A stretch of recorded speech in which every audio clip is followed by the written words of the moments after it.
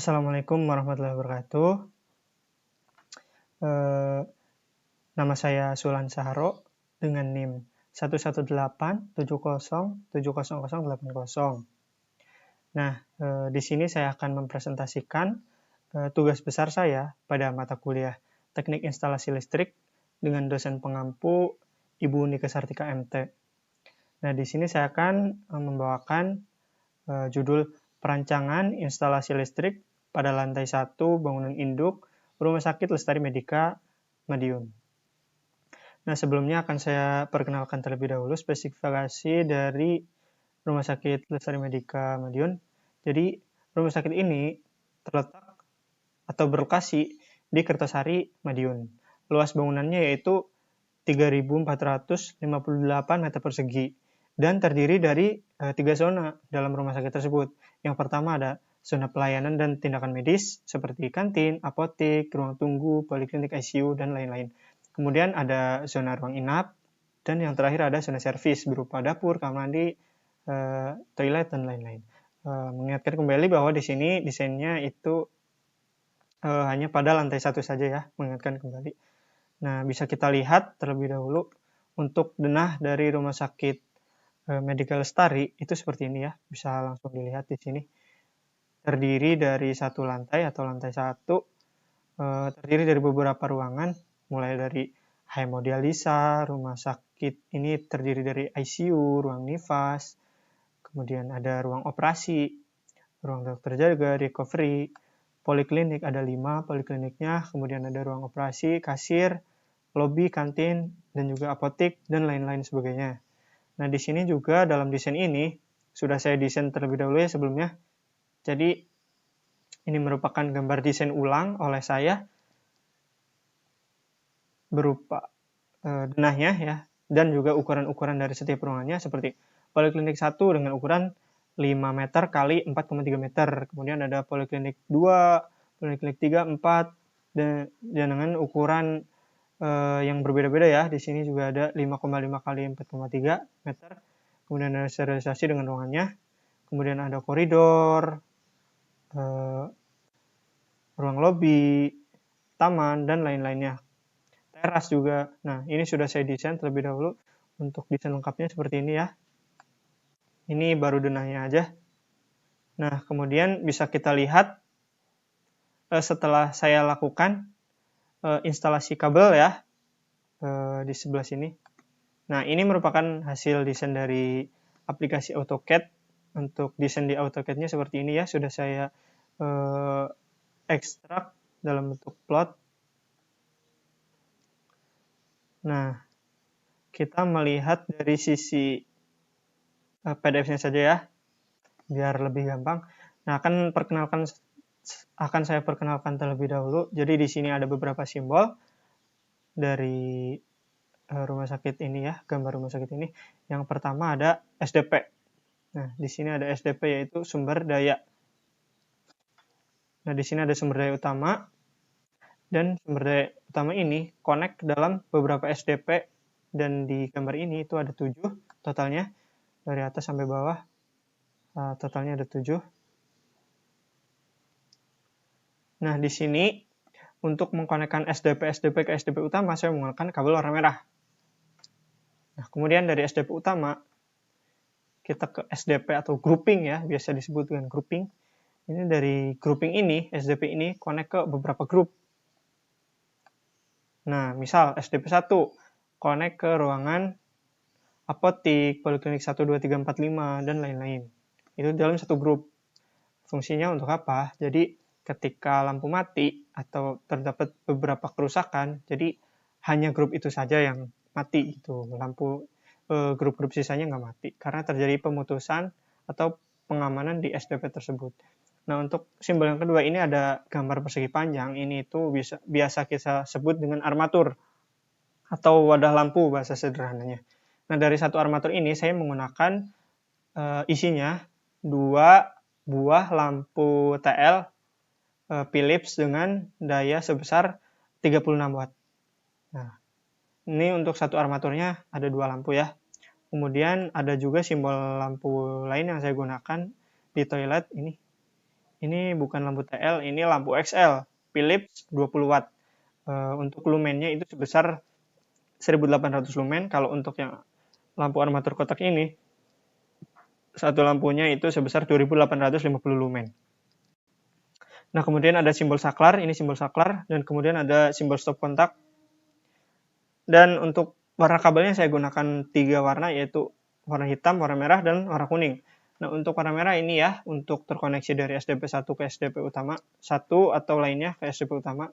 Dan kemudian untuk warna kuning, ini agar terhubung ke SDP, tapi hanya ke stop kontak saja untuk memudahkan keperhitungan saya gitu. Kalian bisa variasikan, misal dalam satu SDP ada beberapa stop kontak dan juga beberapa saklar dan lampu gitu, bisa. Kalau di sini saya stop kontak semua agar memudahkan perhitungan. Seperti itu ya. Luas ruangannya, luas total rumah sakitnya yaitu 58 nih. Ada di sini ya, di samping ukurannya 58,7 kali 30 meter. Nah, dihasilkan luas seperti tadi. Langsung saja kita ke laporannya. Di sini ada bab pendahuluan, tujuannya yaitu untuk merencanakan instalasi listrik satu lantai, ya kan? Tadi seperti yang ini, ya, sudah denahnya sudah dapat. Kemudian menghitung jumlah armatur. Nah, jadi dalam satu ruangan ini itu kita mau meletakkan berapa armatur, itu ada perhitungannya, jadi nggak bisa asal-asalan. Nah, dalam satu ruangan ini nanti akan kita ketahui rumusnya setelah di bawah. Terus kemudian mengetahui rekapitulasi daya, kemudian mengetahui kapasitas pengaman, yaitu berupa MCB, dan juga fuse, kemudian menghitung kapasitas kapasitor untuk perbaikan faktor daya, dan kemudian menghitung grounding atau pentanahan. Nah, di sini sudah saya tuliskan ruangan-ruangan yang ada di Rumah Sakit Lestari Medika di lantai 1 ya khususnya.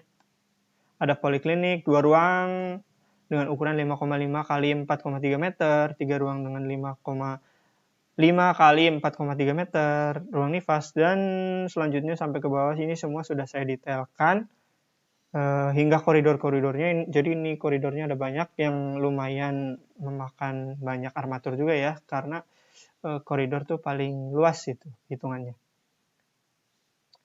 Terus kemudian untuk dasar teorinya ada PHB, MCB, kemudian ada tahanan grounding, kebutuhan kapasitor ya seperti tadi. Nah, yang pertama itu ada penentuan dari jumlah armaturnya atau titik cahaya. Bahasa gampangnya tuh wadah lampu ya. Jadi di sini saya menggunakan rumus bahwa lampu yang digunakan adalah lampu TL 2 biji dengan daya 36 watt. Nah, jadi misal dalam poliklinik 2 ruangan dengan ukuran 5,5 kali 4,3 meter.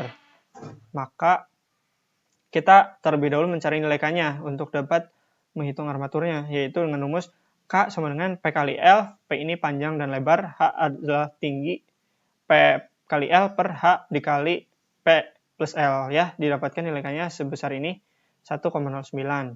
Nah, setelah didapatkan nilai K, maka kita masukkan ke nilai interpolasi. Nilai interpolasi karena nilainya itu berada tidak sama dengan 1 atau tidak sama dengan 1,2, maka di tengah-tengahnya, maka kita gunakan interpolasi. Nah, setelah itu didapatkan, kita mencari nilai efisiensi ya. Didapatkan nilainya sebesar 0,4945. Nah, kemudian kita masukkan rumus untuk mencari nilai armaturnya, itu rumusnya N sama dengan E dikali A ruas ruangan ya, dibagi flux dikali efisiensi dikali tingginya, dikali deviasinya, mohon maaf. Nah, kemudian didapatkan nilainya N sama dengan 3,15. Nah, karena nilai N ini itu berupa bilangan bulat, maka kita harus lakukan pembulatan. Karena nilainya komanya adalah 0,15, maka pembulatannya ke bawah, jadi sebanyak 3 armatur. Nah, seperti itu setiap ruangannya hingga ke ruangan terakhir, ya, menggunakan rumus yang sama. Nah, ini yang terakhir, sebentar. Hingga ke dapur semuanya ya dihitung agar didapatkan nilai armaturnya. Nah, di sini hemodialisa itu ada 6 armatur, ICU ada berapa ini? 12 armatur. Seperti itu ya. Dan lain-lain itu dihitung menggunakan perhitungan. Jadi nggak asal-asalan. Sampai ke ruangan yang paling terakhir sendiri. Di koridor-koridor semuanya itu menggunakan perhitungan ya. Nah, misal koridor di sini. Entres ibu hamil misal. Ini berapa panjangnya, berapa lebarnya, itu dihitung semua sampai didapatkan armaturnya. Misal di sini 1, 2, 3, 4, 5. 5 armatur totalnya. Seperti itu ya. Nah, kemudian setelah dihitung armaturnya, kita melakukan perhitungan arus beban. Berapa nilai arusnya, dan juga untuk menentukan besarnya pengamannya di MCCB dan juga fuse-nya. Misal SDP1, total bebannya yaitu ada lampu Philips TL 52 unit. Maka kita hitung bebannya dengan mengalihkan 36 ini dengan 52. Didapatkan nilai bebannya atau dayanya, kebutuhan dayanya sebesar 1872 watt. Nah, setelah didapatkan dayanya, kita bisa mencari nilai I-nya. I satu fasa ya di sini, bukan 3 fasa. I sama dengan P dibagi dengan V dikali cos theta. Nah, cos theta di sini untuk lampu TL Philips itu nilainya 0,36 untuk nilai cos theta-nya ya, atau faktor daya. Didapatkan nilai I sebesar 24,3 ampere. SDP1, SDP2, SDP3 sampai SDP7 semuanya dihitung semua ya untuk mencari nilai MCCB-nya berapa dan nilai fuse-nya berapa. Misal di sini 9,4 ampere. Kemudian dicari menggunakan koefisien ini. I-nya dikali koefisiennya, yaitu kalau MCCB 1,1 hingga 2,5, kalau fuse itu 1,1 hingga 4.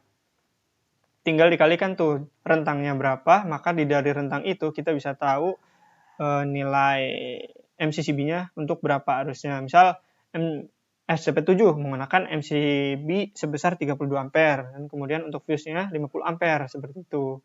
Kemudian setelah menghitung pengamannya, kita hitung juga untuk kapasitasnya MCCB.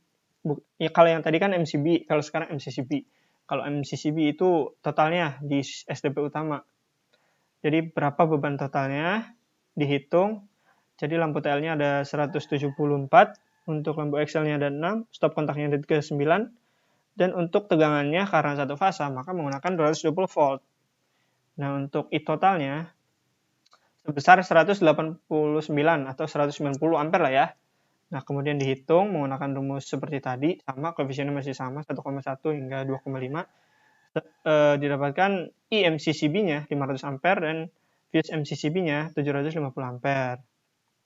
Kemudian menghitung kapasitas pengaman seperti ini ya, ditotalin tinggal arus dari SDP1 hingga SDP7 sebesar 122 ampere. Kemudian dicocokkan untuk sekring dan juga untuk pengaman saklarnya, yaitu 300 ampere dan juga 150 ampere.